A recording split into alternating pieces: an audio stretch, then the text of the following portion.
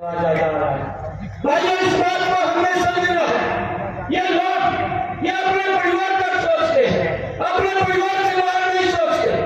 और अगर किसी ने सोचा है ये भारत मां का लाल नरेंद्र मोदी है, उन्होंने पहचाना है कि चौधरी चरण सिंह का पूरा जीवन वो किसान के लिए, इस देश के लिए लगा है, ऐसे व्यक्तित्व को भारत रत्न देना चाहिए और उनको भारत रत्न से भाइयों सम्मानित करने का काम वो नरेंद्र मोदी की सरकार ने किया है भाई।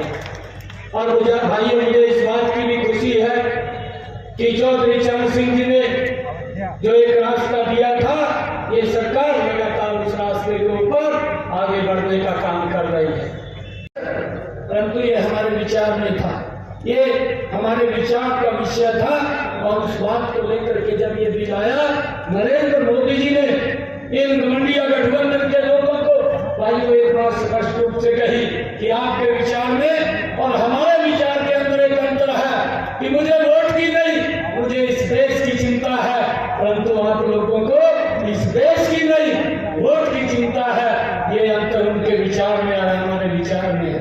भाइयों, अगर कोरोना का संकट भी आता है, ये सरकार देश के 140 करोड़ लोगों के साथ कंधे से कंधा मिला करके खड़ी दिखाई देती है।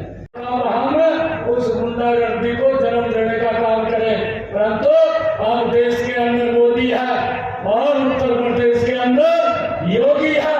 भाइयों, गुंडागर्दी का नाम निशान नहीं है। और मैं आपसे आग्रह करूंगा, ऐसे लोगों से बचना चाहिए, ऐसे लोगों से प्रदेश को भी बचाना चाहिए। और एकजुट होकर के एक वोट आप चंदन चौहान जी को दे दीजिए। नरेंद्र मोदी जी इस भारत को 2047 तक विकसित भारत बनाने का काम, ये गारंटी अगर किसी की है तो ये नरेंद्र मोदी की गारंटी है। भाइयों, हम सब लग करके यहाँ से भाइयों जो और गरीब होता चला गया, गरीब व्यक्ति। और उसके अंदर तो जब समाजवाद की सरकार रहती थी, भाइयों गरीब के मन में भी भय रहता था, अमीर व्यक्ति के मन में भी भय रहता था, और मध्यम वर्ग के व्यक्ति के मन में भय रहता था। भय के साए के अंदर जीता था। भाइयों, उस भय को निकालने का काम भी ये भारतीय जनता पार्टी एनडीए की सरकार ने लोगों के मन से किया है। भाइयों, इस बात को भी हमें समझना है।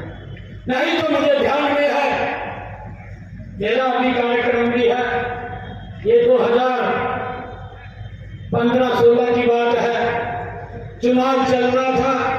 मैं बेहट की एक जनसभा के अंदर था, और जब मैं बेहट की जनसभा में से बोल करके उतरा तो कुछ बुजुर्ग, 5-10 बुजुर्गों ने मुझे रोक लिया।